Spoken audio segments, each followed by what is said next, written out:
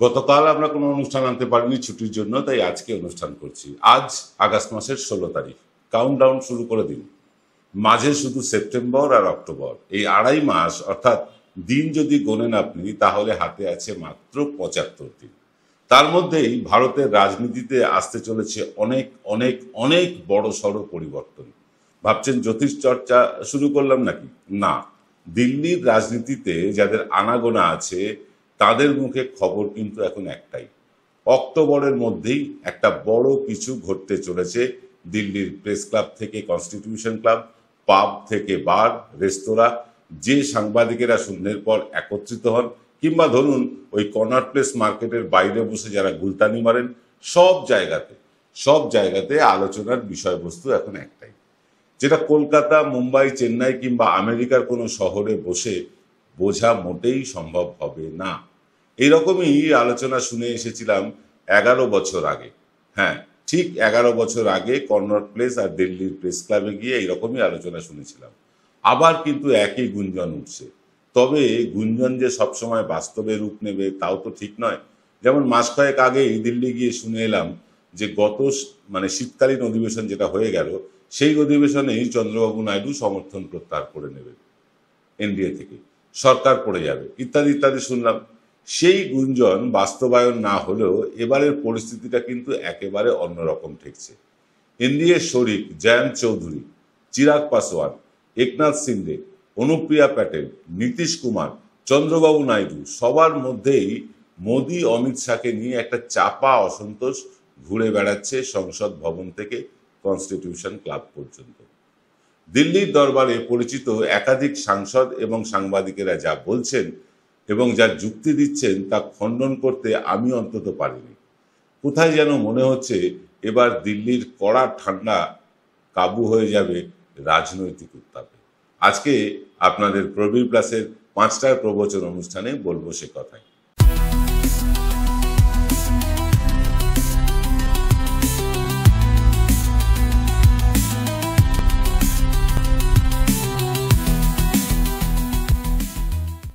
নমস্কার, শুভ সন্ধ্যা। আমি আপনাদের প্রবীর বিশ্বাস, দেখছেন প্রবীর প্লাসের 5টার প্রবচন। দেখুন, প্রথমেই বলে রাখি, আজকের প্রতিবেদনের সবটাই কিন্তু প্রায় ধার করা, আর কিছুটা আমার সাংবাদিকতার অভিজ্ঞতা।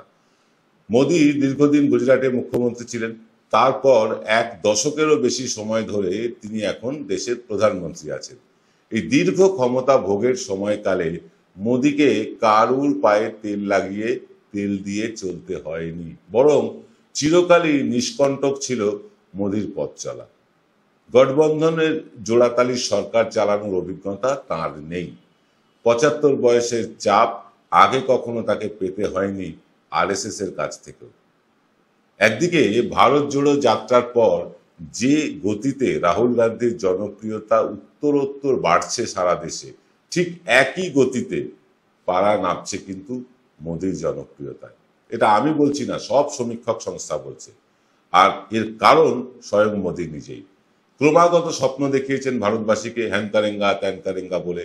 যা যা প্রতিশ্রুতি দিয়ে এসেছেন বিগত 10-11 বছর ধরে, তার কোনোটাই প্রায় তিনি রাখতে পারেননি। আবার নতুন করে প্রতিশ্রুতির বর্ণনা বইয়ে দিলেন গতকাল লালকেল্লা থেকে। আমরা সবাই তা দেখলাম।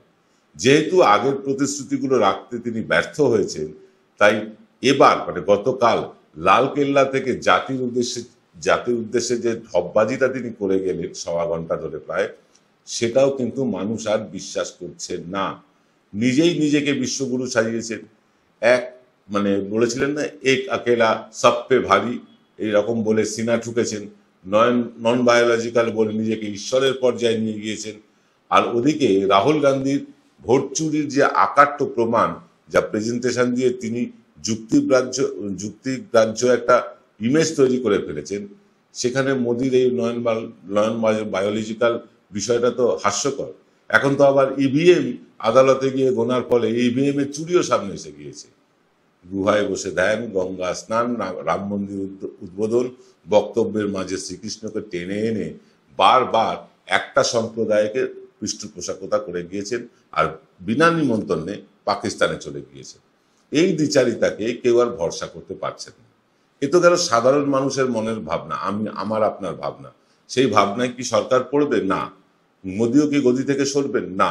তাহলে অক্টোবর মাসটা কেন এত গুরুত্বপূর্ণ হয়ে উঠেছে দিল্লির দরবারে? যেহেতু মোদি কখনো কাউকে অয়েলিং করে ক্ষমতায় থাকেননি, এতদিন পর্যন্ত থাকেননি, তাই এখন শরিকদের বায়নাক্কার নামে ঘুরপথে ব্ল্যাকমেলিংটা তাকে মুখ বুজে সহ্য করতে হচ্ছে। যে অমিত শাহের অমিত শক্তি, মানে যাকে খুশি অমিত শক্তি দিয়ে তিনি যাকে খুশি এজেন্সি দিয়ে জেলে পুরেছেন, সংসদে দাঁড়িয়ে বিরোধী দলের সাংসদদের ধমকেছেন, সাংবাদিকদেরও চমকেছেন, তার বডি ল্যাঙ্গুয়েজে সেই তেজ আর নেই। বরং রাজনীতি থেকে বিদায় নিয়ে শাস্ত্রপাঠ, কৃষিকাজ করবার মতন বিদায়ের করুণ সুর শোনা যাচ্ছে অমিত শাহের মুখে। সবটাই কাকতালীয়? না, সম্ভবত তা নয়। কিছু আভাস ইঙ্গিত তিনি পেতে শুরু করেছেন। আমেরিকার প্রেসিডেন্ট বারবার অপমান করবার পরেও মোদির নতমস্তকে সে সব কিছু মেনে নেওয়া শুধু মোদির ব্যক্তিগত অপমান নয়, এটা সারা দেশের 140 কোটি মানুষের অপমান, শরিকদেরও অপমান, যে শরিকরা তার সাথে আছে তাদেরও অপমান। মোদি জমানায় গড়ে ওঠা অ্যান্টি রোমিও স্কোয়াড, গৌরক্ষক বাহিনীর তাণ্ডব থেকে শুরু করে একের পর এক মসজিদ খুঁড়ে মন্দিরের ভগ্নাবশেষ বের করবার পাপ যতটা মোদির, যতটা অমিত শাহের, ততটাই কিন্তু এই শরিকদের।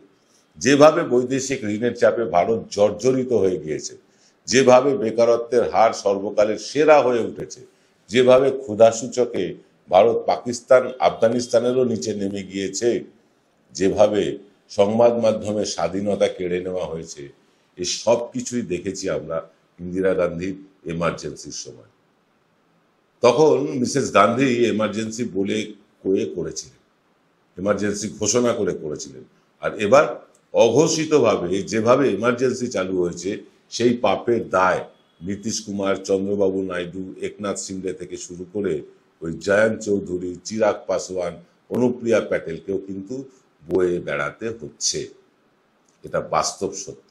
তাদেরকেও ভোটারদের কাছে জবাবদিহি করতে হচ্ছে এবং আগামী বিধানসভা নির্বাচনগুলোতে করতে হবে।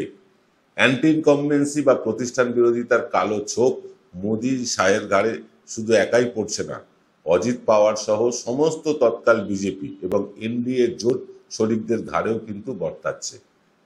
বর্ডার সুরক্ষিত না রাখতে পারার কারণে যখন 26 জন হিন্দু এবং একজন মুসলমানের প্রাণ যায়, সেই পাপের ভাগিদার সরকারে থাকা প্রতিটি শরিক দলের। শরিকদের মধ্যে অনেকেই সেই পাপের দায় এড়াতে মোদি শাহের সাথে ইতিমধ্যেই দূরত্ব বাড়াতে চাইছেন, দূরত্ব বাড়িয়েছেন। কে কি পদক্ষেপ নিয়েছেন বা নিতে চলেছেন সেটাই বলবো এবার, তবে ছোট্ট একটা বিরতির পর।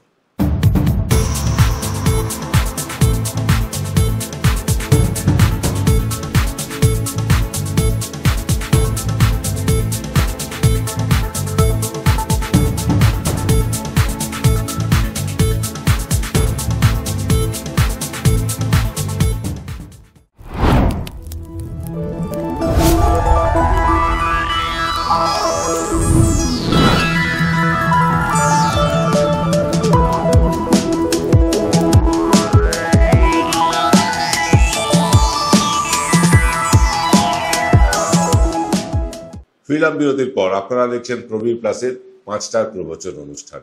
অমিত শাহ গেলেন বিহারে নির্বাচনী প্রচারে। চিরাগ পাসওয়ান বিহারে থাকা সত্ত্বেও, এনডিএ জোট শরিক হওয়া সত্ত্বেও সারাটা দিন ঘরে বসে রইলেন, গেলেন না অমিত শাহের সভায়। এটা কিসের ইঙ্গিত বহন করে? এনডিএর শরিক দলের মুখ্যমন্ত্রীদের নিয়ে যে মিটিং ডাকলেন প্রধানমন্ত্রী, সেই মিটিংয়ে তথাকথিত অসুস্থ নীতিশ কুমারের উপস্থিতি চোখে পড়ল এবং কয়েক সেকেন্ডে ক্লিপও সামনে এলো যে নীতিশ কুমারের সাথে মোদির বচসা হচ্ছে। কোন বিষয় নিয়ে? শিন্ডে মুখ্যমন্ত্রী পাননি মহারাষ্ট্রে, তার সাথে বর্তমান মুখ্যমন্ত্রী দেবেন্দ্র ফডনবিসের মধ্যে যে শীত যুদ্ধ, সে কথা অজানা নেই কারু। চন্দ্রবাবু নাইডু তো এসআইআর হলে আইনি ব্যবস্থা নেবেন বলেও জানিয়ে দিয়েছেন প্রকাশ্যে। ট্রাম্পের পাগলামির ফলে যে মাত্রাতিরিক্ত ট্যাক্স ভারতীয় পণ্যে বসেছে, বিশেষত সামুদ্রিক পণ্যের ওপর, তা নিয়েও তাকে জবাবদিহি করতে হচ্ছে তার নিজের ভোটারদের কাছে, যারা তাকে জিতিয়ে এনেছেন। এদিকে সেপ্টেম্বরের মাঝামাঝি নরেন্দ্র মোদী 75-এ পা দেবেন, সম্ভবত 17 তারিখ।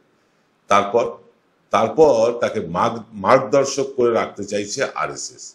আরএসএস আরো চায় এই জগৎ প্রকাশ নাড্ডার জায়গায় জাতীয় সভাপতি হয়ে যান সঞ্জয় যোশী। আর সঞ্জয় যোশীর সাথে মোদী সাহেবের সম্পর্ক যে আদায় কাজ করায় তা সবাই ইতিমধ্যে জেনে গিয়েছে, আর তা নতুন করে আমি বলছি না। তবে গত বুধবার দিন আমাদের কনসাল্টিং এডিটর সুমন ভট্টাচার্য তা কিন্তু বিশদেই বলেছেন আমাদের এনকে ডিজিটাল চ্যানেলে। আমেরিকার থেকে পরিত্রাণ পেতে মোদী একটা নয়া অক্ষ তৈরি করতে চাইছেন চীন আর রাশিয়াকে নিয়ে। এর ফলে ভারতের একমাত্র বন্ধু সেই বন্ধু দেশ ইসরায়েলের সাথেও কিন্তু পিরিতটা চটকে যাবে, এরকম মনে করছেন আন্তর্জাতিক বিশেষজ্ঞরা। আর চীনের সাথে বন্ধুত্ব করে আফ্রিকান দেশগুলো, শ্রীলঙ্কা, পাকিস্তান, মানে এদের অর্থনৈতিক হাল কি হয়েছে আপনি সবাই জানি। মোদী জেনে শুনে দেশটাকে গাড্ডায় ফেলতে চলেছেন। শরিকদের মধ্যে এই নিয়েও কিন্তু জমতে শুরু করেছে বেশ বড় অসন্তোষ। সামনে উপরাষ্ট্রপতির পদের নির্বাচন, নবীন পট্টনায়ক এই নির্বাচনে বিজেপির পাশে যে থাকবেন না সেটা কিন্তু প্রকাশ্যে জানিয়ে দিয়েছেন। শরিক দলের কারা ভোটে অংশ নিয়ে মোদীর পছন্দের ক্যান্ডিডেটকে ভোট দিতে যান আর কারা ভোটদানে বিরত থাকেন সেটাই কিন্তু এখন দেখবার মতন বিষয়। এই প্রথম মোদী অমিত শাহকে শরিক দলের নেতাদের কাছে করো জোরে অনুনয় বিনয় করতে হচ্ছে, এনডিএকে টিকিয়ে রাখার জন্য পায়ে তেল দিতে হচ্ছে, যা 56 ইঞ্চি ছাতিওয়ালা অহং সর্বস্ব একজন স্বৈরাচারী শাসকের কাছে যথেষ্ট অসম্মানজনক। এই ঘরে বাইরের অপমান সহ্য করেও মোদী গদি আঁকড়ে কতদিন টিকে থাকবেন, নাকি 75 পার হলেই মোদী এবং গুজরাট লবির খেল খাতাম? সেটার জন্য অপেক্ষা করতে হবে আর মাত্র 70-75 দিন। তবে সেপ্টেম্বরের 20 তারিখের পরেও যদি নরেন্দ্র মোদী প্রধানমন্ত্রী থেকে যান, জেনে রাখুন নিশ্চিতভাবে তিল তিল করে গড়ে ওঠা আরএসএস এর অস্তিত্ব আর তিনি রাখবেন বলে মনে হচ্ছে না। সম্পূর্ণ অপ্রাসঙ্গিক করে দেওয়ার জন্য আরএসএস কে যা যা করবার দরকার মোদী এবং অমিত শাহ প্রতিটি কাজ সেই সব করে যাবে। ফলে অদূর ভবিষ্যতে, মানে খুব কাছাকাছি সময়ে যদি বিজেপি দুভাগ হয়ে যায় তাতে একটু অবাক হব না আমরা। কি ভাবছেন আপনারা এই নিয়ে কমেন্ট করে লিখে জানান। দেখা হবে রাত 8টায় একটা বিশেষ এপিসোডে। বাংলার গদি মিডিয়া, বাংলাতেও কিন্তু গদি মিডিয়া আছে, এখানেও চরণচুম্বক মিডিয়া আছে, এখানেও প্রতিদিন ওই ঘন্টাখানেক আলোচনার নামে খেউড় হয়, কলতলার ঝগড়া হয়। এই মিডিয়ার নেপথ্য কাহিনী আপনাদেরকে কিছু বলবো, কতটা সাজানো ঘটনা, কতটা সব সাজিয়ে গুছিয়ে বসা হয়, চিত্রনাট্য অনুযায়ী হয়, আর কতটা বাস্তব সত্য, এবং এই বাস্তব সত্যের ফলে মানুষের, দর্শকের মনে কি প্রতিক্রিয়া হয়, সবকিছু নিয়ে আলোচনা করব আজ রাত 8টার এক্স ফ্যাক্টরে। দেখতে ভুলবেন না, বেলা এই পর্যন্ত। সকলে ভালো থাকবেন, নমস্কার।